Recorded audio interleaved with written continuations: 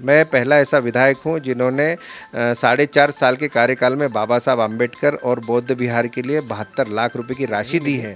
मुझे इस बात की प्रसन्नता है कि संविधान के रचयिता हमारे बाबा साहब की एक पहचान और एक पूरा नाम इस देश में और पूरे विश्व में है, उसको हम एक अच्छी ऊंचाई और निशान पे ले जाएं। कमलनाथ जी की नारी सम्मान योजना जो है बहुत महत्वाकांक्षी योजना है। कांग्रेस की सरकार बनने पर जो है हम हर महिलाओं को 1500 रुपये महीना और 500 रुपये में गैस सिलेंडर देंगे। मैं शिवराज सिंह जी से पूछना चाहता हूं कि आप 18 साल से प्रदेश के मुख्यमंत्री हो, तब आपको लाडली बहना याद नहीं आई और चुनाव के 6 महीने पहले आपको एकदम से लाडली बहना याद आ रही। कहीं ना कहीं ये मूर्ख बनाने की योजना है। जिस प्रकार से आपके झूठे वादे, झूठी घोषणाएं होती हैं, वही इस प्रकार का 1-2 महीने आप खाते में डालेंगे, उसके बाद में ये झुंझुना है। नमस्कार दोस्तों, जय भीम। मैं सुरेश आप सभी का स्वागत करता हूं। दोस्तों, आज हमारे बीच में है विजय चौरे जी। मध्य प्रदेश विधानसभा के एक सदस्य हैं और छिंदवाड़ा जिले के अंतर्गत सोसर विधानसभा क्षेत्र आता है, उसके ये विधायक हैं और ये काफ़ी मुखर रहते हैं शासकीय योजनाओं के लिए, सड़कों पे रहते हैं और कहीं ना कहीं इनकी पहचान जो है एक आंदोलनकारी नेता के रूप में भी रही है।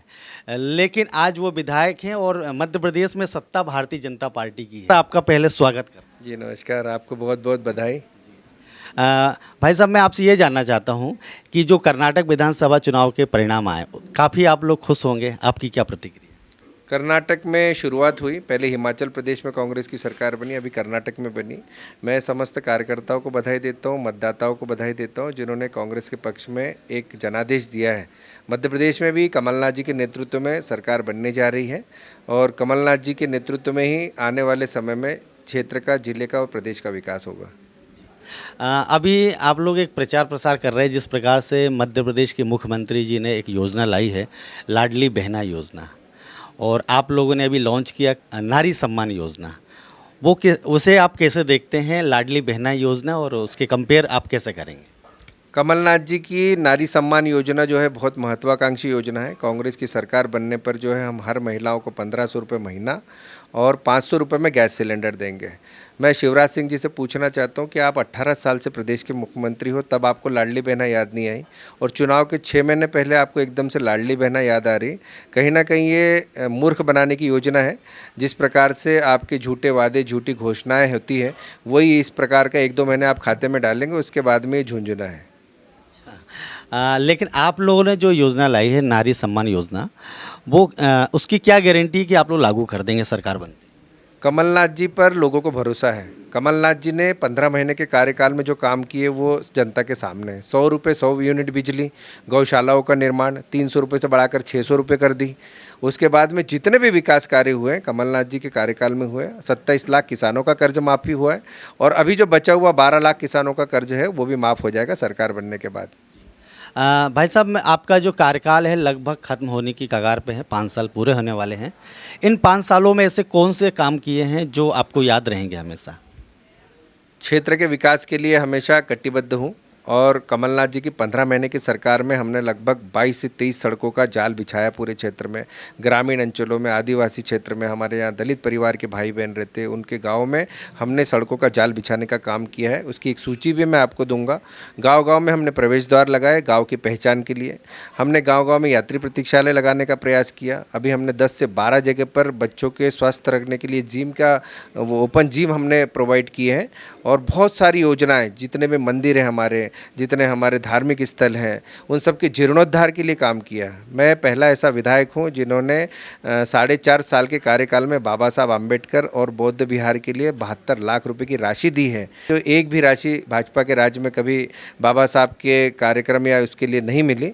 मुझे इस बात की प्रसन्नता है कि संविधान के रचयिता हमारे बाबा साहब की एक पहचान और एक पूरा नाम इस देश में और पूरे विश्व में है, उसको हम एक अच्छी ऊंचाई और निशान पर ले जाएं। सर, आपसे ये भी जानना चाहता हूँ, जिस प्रकार से ओबीसी का मुद्दा जो है काफ़ी बड़ा है, जैसे कमलनाथ सरकार थी, आपकी सरकार थी उस समय, तो ओबीसी को 27% आरक्षण के लिए आप लोगों ने कहीं ना कहीं उसे वो बिल पारित कर दिया था, लेकिन हाई कोर्ट में मामला पहुँच गया और इस समय बीजेपी सरकार है। आपकी सरकार आने के बाद उस मसले पर कुछ करेंगे? कमलनाथ जी की जैसी सरकार बनी 27% आरक्षण कमलनाथ जी ने लागू कराया, पर प्रदेश की भाजपा सरकार जो है उसको दस्तावेज पेश नहीं कर पाए, कोर्ट में उन्होंने प्रमाण नहीं दे पाए, सारी चीज़ें रख नहीं पाई, उसके कारण विफलता के कारण लोगों को लाभ नहीं मिल रहा है। कमलनाथ जी की सरकार बनेगी, निश्चित रूप से हम 27% आरक्षण फिर से लागू करेंगे। आप जैसे विधायक हैं, जब 15 महीने थे उस समय सरकार थी, लेकिन उसके बाद सत्ता से आप लोग बाहर हो गए, आप विपक्ष में हैं, हालांकि एमएलए जरूर हैं। आपको जो सरकारी योजनाओं को क्रियान्वित कराने में कुछ कठिनाइयां आती होंगी या नहीं आती होगी, थोड़ा शेयर। निश्चित रूप से सरकार नहीं रहने से बहुत सारा नुकसान हुआ है। कमलनाथ जी की जितनी योजनाएं थी, 20,000 करोड़ के प्रोजेक्ट थे कमलनाथ जी के, जिसमें करहान कॉम्प्लेक्स का एक प्रोजेक्ट था, किसानों की कर्ज माफ़ी थी, मेडिकल कॉलेज था, बहुत योजनाएं थी, तो वो सब योजनाएं धरी की धरी रह गई। प्रदेश की जो भाजपा सरकार है वो छिंदवाड़ा जिले के साथ सौतेला व्यवहार कर रही है, पर हम निरंतर मुद्दे उठाते रहेंगे। क्षेत्र ने हमको अपना विधायक चुना है, जनप्रतिनिधि चुना है, हमारी जिम्मेदारी रहती है कि हम जनता के साथ खड़े रहें, जनता के लिए आंदोलन करें, लड़ाई लड़ेंगे। और अगर इस प्रकार के कोई अधिकारी कर्मचारी अगर तानाशाही नहीं करते, तो आपने मुझे देखा है, मैं एसडीएम की गाड़ी के आगे भी सो जाता हूँ। तो मैं जनता के साथ हमेशा खड़ा था, खड़ा हूँ और आगे भी रहूँगा। और कमलनाथ जी की सरकार बनने पर जो हमारे काम बचे हैं वो 6 महीने बाद पूरे करेंगे।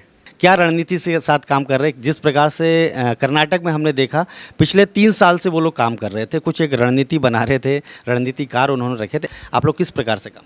संगठन हमारा बहुत मजबूती से काम कर रहा है। कमलनाथ जी के नेतृत्व में कमलनाथ जी हमेशा मॉनिटरिंग करते रहते हैं, जितने भी हमारे संगठन के पदाधिकारी हैं संगठन की बैठकें लेते रहते हैं। पन्ना प्रभारी तक हम लोग नीचे गए हैं और निश्चित रूप से कमलनाथ जी जैसा नेतृत्व है, सबकी आशाएं हैं और अपेक्षाएं कमलनाथ जी से। सरकार फिर से कांग्रेस की बनने जा रही है। कर्नाटक तो अभी झांकी है, मध्य प्रदेश बाकी है। आपने हमसे बात की उसके लिए बहुत बहुत धन्यवाद। धन्यवाद। आप देख रहे हैं WLBS न्यूज। चैनल को सब्सक्राइब करना और बेल आइकन को प्रेस करना ना भूलें।